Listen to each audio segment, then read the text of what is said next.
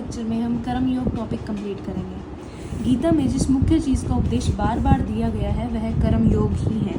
निष्क्रिय किंग कर्तव्य विमूढ़ अर्जुन के अंदर कर्म का उत्साह भरने के लिए ही गीता की रचना की गई थी। एक समय ऐसा आया था कि जो अर्जुन थे वो इतने बेबस हो गए थे कि वो जिनसे उनको युद्ध करना था वो सब उनके परिवार वाले थे, तो वो अपने परिवार को लेकर काफ़ी ज़्यादा मोहित हो चुके थे।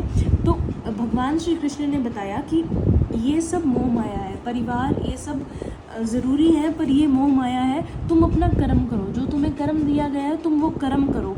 तो उस कर्म के लिए, उस कर्म का उत्साह अर्जुन के अंदर भरने के लिए ही गीता की रचना की गई थी। और गीता के अंदर जिस चीज़ का मेन मतलब बार बार जिस चीज़ को समझाया गया है वो कर्म योग ही है कि तुम्हारा कर्म है कर्म करना, यानी कि कर्म करना ही एक व्यक्ति का अधिकार है। उसकी फल का जो भी चिंता करना वो सब मनुष्य के अधीन नहीं है, वो सिर्फ विधाता के अधीन आता है। तो मनुष्य का कर्म यही है कि वो काम करे।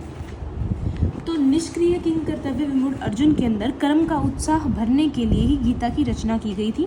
गीता में भगवान निरंतर कर्म करने की शिक्षा देते हैं। कर्मयोग गीता का मुख्य या प्रधान विषय है कि गीता जो है वो मुख्यतः कर्म योग पर ही निर्धारित है। और गीता के अंदर भगवान श्री कृष्ण मनुष्य को निरंतर यानी लगातार कर्म करने की ही शिक्षा देते हैं।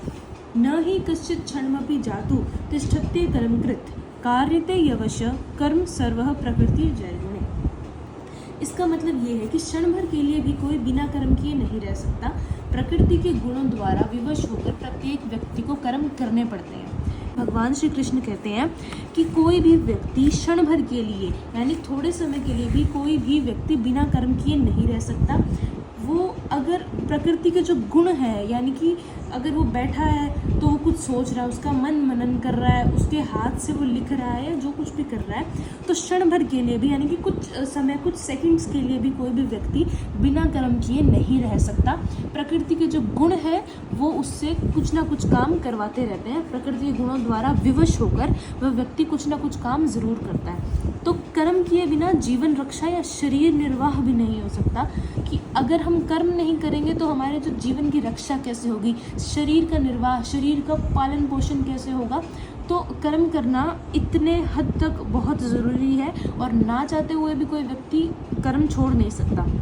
दूसरा, यदि सब कर्म करना छोड़ दें तो सृष्टि चक्र का चलना बंद हो जाएगा। ये तो बहुत मतलब ऑब्वियस चीज़ है ना। एक दिन भी जैसे कई बार बिल्कुल बेसिक एग्जांपल लेते हैं कि कोई शॉप बंद है, आपको वो कोई काम कराना था, उस चीज़ की शॉप बंद है, तो आपके कितना काम रुक सकता है उस वजह से। तो ये तो एक बहुत बेसिक एग्जाम्पल है। यहाँ पे सृष्टि चक्र तक का एग्जाम्पल दिया गया है कि सब काम करना छोड़ दो तो सृष्टि चक्र का चलना ही बंद हो जाएगा। कर्म बेसिकली दो प्रकार के बताए गए हैं गीता में, सकाम कर्म और निष्काम कर्म। जो सकाम कर्म है वो बंधक के जनक है, यानी कि उनमें बंधक होती है। बंधक मीन्स कि आप फील करते हो कि कुछ कारण से आप वो काम कर रहे हो। दूसरा काम है निष्काम कर्म, ये है बंधक के उच्छेदक। किसी भी कामना या इच्छा से प्रेरित होकर ही शारीरिक या मानसिक कर्म करते हैं कि हम शारीरिक या मानसिक कर्म जो भी कोई काम करते हैं उसके पीछे कुछ ना कुछ हमारी इच्छा होती है। जैसे कि हम पढ़ाई कर रहे हैं तो हमारी इच्छा है कि हम अच्छे नंबर लाएं या फिर एग्ज़ाम को पास करें, तो हम कुछ ना कुछ इच्छा से प्रेरित होकर ही मानसिक या शारीरिक कर्म करते हैं। यही सकाम कर्म कहा जाता है। सकाम मीन्स कि तुम्हें उसको करने के लिए पीछे कुछ इच्छा है, कुछ कारण से तुम कर रहे हो। जैसे उदाहरण के लिए स्त्री, पुरुष, धन आदि इन सब के लिए किए गए काम सकाम कर्म है। दूसरा प्रकार का कर्म है निष्काम कर्म। इसमें कामनाओं का स्वार्थ का अभाव रहता है कि इसके अंदर कामनाएं जो है, कामना के लिए जो स्वार्थ है यानी कि जो एक तरीके से जो लालच है कामनाओं का, उसका अभाव यानी कि वो नहीं होता। इन कर्मों में बंधन नहीं होता। स्पेशली ये चीज़ सबसे इम्पॉर्टेंट है कि इसमें कोई बंधन नहीं है, क्योंकि बंधन के मूल कारण कामना का इसमें अभाव है कि बेसिकली क्या है, इसमें कामना नहीं करते। तो कामना नहीं करते तो इसमें कोई बंधन नहीं है, बंधन का अभाव रहता है, इसलिए इसको हम निष्काम कर्म बोलते हैं। फिर गीता में कर्म योग का तात्पर्य निष्काम कर्म से ही है कि गीता के अंदर जो कर्म योग है उसका मतलब जो है कि निष्काम कर्म से ही है कि निष्काम कर्म तृष्णा रहित काम है। तृष्णा मीन्स किसी को पाने की इच्छा, लालच, ये सब चीज़ें निष्काम कर्म का हिस्सा नहीं है। तो तृष्णा के अभाव में मनुष्य कर्म करते हुए कर्म फल का कारण नहीं बनता। इसको सिर्फ इतना समझो कि गीता के अंदर कर्म का तात्पर्य है निष्काम कर्म, कि तुम सिर्फ कर्म करने पे ध्यान दो, उसके फल की चिंता मत करो और किसी कारण से कोई काम मत करो। उसको तुम ये समझो कि कोई भी काम है वो मैं नहीं कर रहा हूँ, मुझसे भगवान करा रहे हैं, प्रकृति के जो गुण हैं वो मुझसे वो काम करवा रहे हैं। सो ये अगर तुम सोच के कोई कर्म करोगे तो वो निष्काम कर्म के अंदर आ जाएगा। भगवान श्री कृष्ण कहते हैं तेरा कर्म करने में ही अधिकार है, उसके फलों में कभी नहीं। भगवान श्री कृष्ण गीता में समझाते हैं कि अर्जुन को समझाते हैं, अर्जुन के माध्यम से वो पूरे संसार को समझा रहे हैं कि तुम्हारा मनुष्य का जो कर्म करने में ही अधिकार है, उसके फल में कभी भी नहीं। इसलिए तो कर्मों के फल का हेतु न हो तथा कर्म में आसक्ति भी ना हो। सिंपल सी बात है कि भगवान श्री कृष्ण कह रहे हैं कि तुम भी कुछ कर्म कर रहे हो, जो भी कर्म कर रहे हो उसमें कुछ लालच मत रखो, तुम्हारा सिर्फ अधिकार कर्म करने में है। भगवान ने तुम्हें उस कर्म करने का माध्यम बनाया है, जबकि वो काम तुम नहीं कर रहे हो, प्रकृति के गुण कर रहे हैं। तो तुम्हारा अधिकार सिर्फ कर्म करने में है, उसके फलों में बिल्कुल नहीं है। तो केवल कर्म करने पे ही ध्यान दो, तो तू कर्म के फल का हेतु ना हो। तुम ये मत सोचो कि मैंने वो काम किया तो मुझे उसका फल मिलना चाहिए, उसके तुम हेतु ना हो और तथा तेरी कर्म में आसक्ति भी ना हो।